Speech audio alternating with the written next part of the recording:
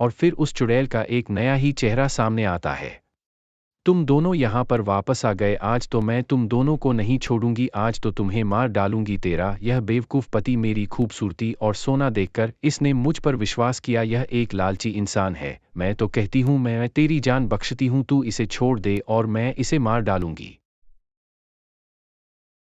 एक जगह पर एक गांव जिसका नाम बड़ा ही अजीब शैतानपुर था, उस गांव का नाम उस जगह की शैतानी चीज़ों से पड़ा था। उस गांव में रात के समय सन्नाटा हो जाता था। कहा जाता था कि वहां पर एक बड़ी ही अजीब और बेहद खतरनाक चुड़ैल घूमती थी। कहा जाता कि वहां पर एक अजीब सा दिखने वाला बहुत बड़ा शेर आता और हर रात घर में से किसी एक बच्चे को उठा ले जाता। वह चुड़ैल मेरे बच्चे को उठाकर ले गई। अब मैं क्या करूंगा? मेरी पत्नी तो कल से सदमे में है। मुझे बताइए सरपंच साहब, अब मैं क्या करूं? अभी अभी सरपंच साहब से मिलकर आया हूं। उन्होंने आश्वासन दिया है कि वह हमारे बच्चे को ढूंढ कर लाएंगे। तुम रो मत और कुछ खा लो। नहीं नहीं, मुझे सरपंच पर भरोसा नहीं है, मुझे मेरा बच्चा वापस चाहिए, मुझे उन पर भरोसा नहीं है, लेकिन आप पर है, आपको ही कुछ करना होगा। सुरेश अपनी पत्नी की बात मानकर यह तय करता है कि वह अकेला ही रात में उस चुड़ैल का पीछा करेगा और वहां तक जाएगा जहां पर वह सभी बच्चों को रखती है। वह उस चुड़ैल का इंतजार करता रहता है कि कब वह उसके गांव से गुजरे और वह उसका पीछा करे। काफी देर इंतजार करने के बाद उसे दूर वह चुड़ैल नजर आती है और फिर सुरेश उस चुड़ैल का पीछा करने लगता है। वह चुपचाप उस चुड़ैल का पीछा करता हुआ गांव के बाहर आ जाता है। वह देखता है कि दूर एक गुफा नजर आती है और वह चुड़ैल उस गुफा की ओर आगे बढ़ती है। वह उस गुफा के पास आती है और अपना असली रूप लेती है। सुरेश यह देखकर चौंक जाता है कि वह एक बहुत ही खूबसूरत लड़की रहती है। उस यह देखकर बहुत ही अचंभा होता है। उसके पीछे सुरेश थोड़ा और आगे बढ़ता है तो वह देखता है कि उस गुफा में अंधेरा था, लेकिन दूर कहीं एक रोशनी नजर आ रही थी। वह चुड़ैल एक जगह रुक जाती है और अचानक से उस गुफा में रोशनी ही रोशनी हो जाती है और सुरेश देखता है कि गुफा के एक कमरे में बहुत सारा सोना ही सोना पड़ा है। वह चुड़ैल सुरेश से कहती है कि देख मेरे पास कितना सोना है, अगर तुम मुझसे शादी कर लोगे तो ये पूरा सोना तुम्हारा होगा और तुम्हें मेरी जैसी सुंदर लड़की कहीं नहीं मिलेगी, तो बताओ क्या तुम मुझसे शादी करोगे? उस चुड़ैल की यह बातें सुनकर सुरेश अपने बच्चों के बारे में तो भूल ही जाता है और वह सोचता है कि क्यों ना मैं इस चुड़ैल से शादी कर लूं, आखिर यह कितनी खूबसूरत है और अब यह एक चुड़ैल भी नहीं है और फिर ये मुझे सोना भी दे रही है। मुझे लगता है मुझे इससे शादी कर लेनी चाहिए। सुरेश यह सब सोचकर उस चुड़ैल से कहता है कि ठीक है, मैं तुमसे शादी कर रहा हूं। उस चुड़ैल ने अपने जादू से एक माला अपने गले में और एक माला सुरेश के गले में डाल दी और सुरेश से कहा कि लो हो गई हमारी शादी। और सुरेश भी इस बात को मान गया। क्योंकि सुरेश को गए काफी समय हो गए थे तो गांव के कुछ लोग गांव के बाहर ही सुरेश का इंतजार कर रहे थे।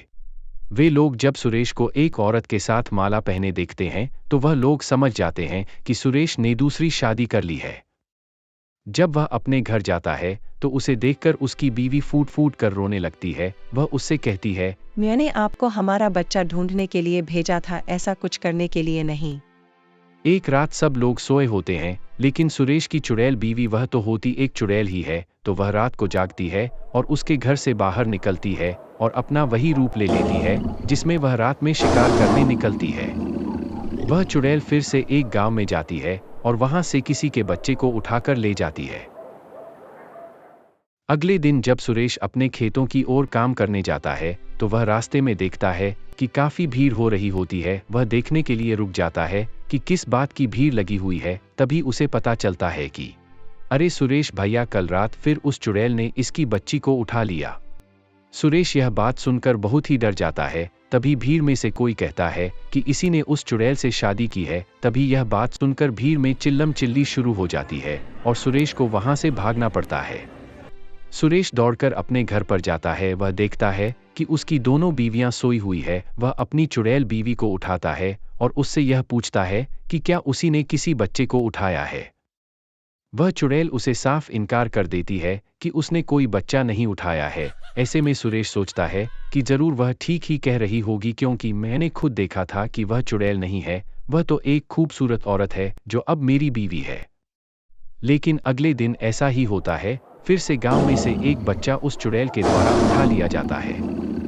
उस रात लोगों को जैसे ही पता लगता है तो वह गांव के सभी लोग बहुत ही गुस्से में रमेश के घर के बाहर इकट्ठे हो जाते हैं और वह सब कहते हैं कि रमेश, तुम्हारी चुड़ैल बीवी को बाहर निकालो, हम आज उसे मार डालेंगे। सुरेश उन लोगों को थोड़ा शांत करके वहां से भेज देता है। अरे बाप रे, अच्छा हुआ यह लोग चले गए, लेकिन यह लोग फिर से वापस आएंगे। मुझे लगता है मुझे यह गांव छोड़ देना चाहिए। और अब तो मेरे पास ढेर सारा सोना भी है, तो मैं वह सारा सोना आज रात को ही अपने घर पर ले आता हूँ और कल सुबह होते ही यह गांव छोड़ दूंगा।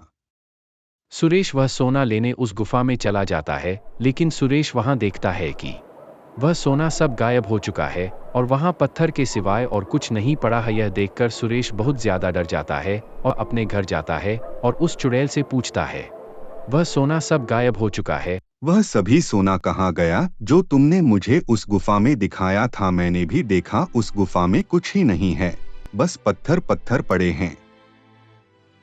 कहाँ सोना? कौन सा सोना उस गुफा में? मैंने तुम्हें पत्थर ही दिखाए थे, पता नहीं वह तुम्हें सोना कहाँ से लगे।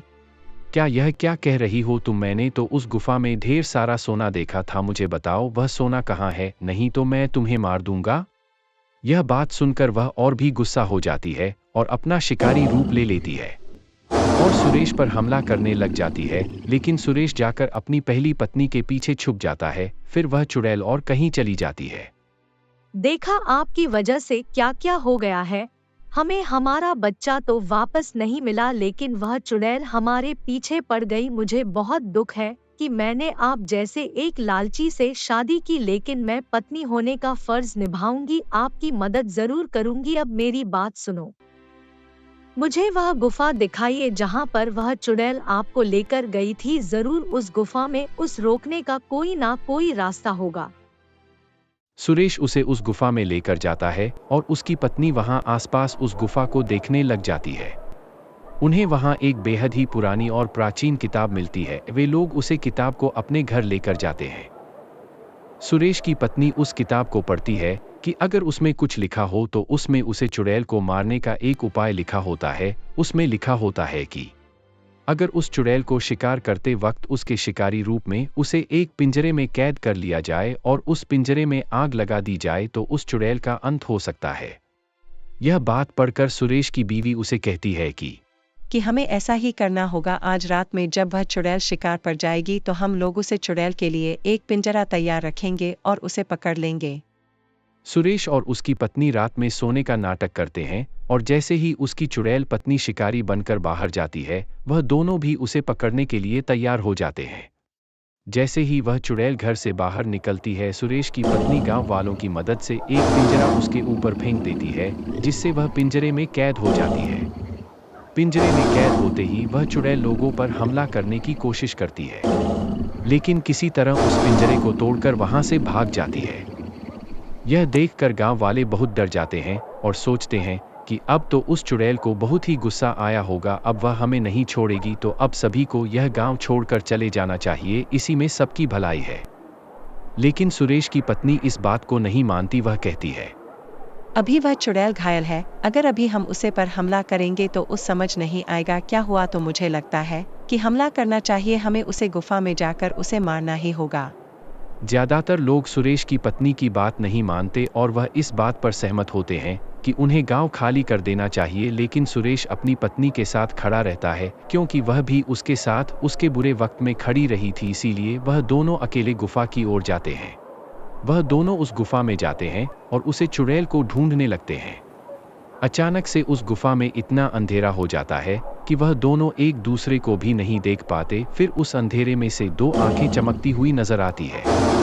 उस अंधेरे में से वह चुड़ैल निकलती है और उन दोनों पर हमला करने लगती है। तभी वह अंधेरा उजाले में बदल जाता है और उन दोनों को वह चुड़ैल दिखाई देती है। वह उससे बचने के लिए पीछे हटते हैं। तभी सुरेश की पत्नी अपने आप को संभालती है और उस चुड़ैल पर वहां पड़े पत्थर फेंकने लगती है। तभी एक पत्थर जाकर उस चुड़ैल के सर पर लगता है और फिर उस चुड़ैल का एक नया ही चेहरा सामने आता है। तुम दोनों यहाँ पर वापस आ गए, आज तो मैं तुम दोनों को नहीं छोड़ूंगी, आज तो तुम्हें मार डालूंगी। तेरा यह बेवकूफ़ पति मेरी खूबसूरती और सोना देखकर इसने मुझ पर विश्वास किया, यह एक लालची इंसान है। मैं तो कहती हूँ मैं तेरी जान बख्शती हूँ, तू इसे छोड़ दे और मैं इसे मार डालूंगी। नहीं बेवकूफ चुड़ैल, आखिर मैं तुझे अपना पति कैसे दे दूं? मैं जानती थी कि क्या हो रहा है, बस मैं इनके आंखें खुलने का इंतजार कर रही थी। अब इनकी आंखें खुल चुकी है। अभी यह एक ईमानदार व्यक्ति है, अब तो सिर्फ एक ही मरेगा, वह है तो। इतना कहते ही वह दोनों आपस में लड़ने लगती है। अपनी पत्नी को लड़ते देख सुरेश में भी हिम्मत आती है और वह एक बड़ा सा पत्थर उठाकर उस चुड़ैल के ऊपर फेंकता है। वह पत्थर उसे चुड़ैल के चेहरे से होकर गुजरता है, उसे चुड़ैल का चेहरा बिल्कुल खराब हो जाता है और वह चुड़ैल घबरा कर वहां से भाग जाती है। उस दिन के बाद से वह चुड़ैल उस गांव में कभी नजर नहीं आती, लेकिन लोगों का कहना था कि वह चुड़ैल कभी कभार गांव के बाहर दिखाई देती थी और वह बहुत बुरी हालत में थी।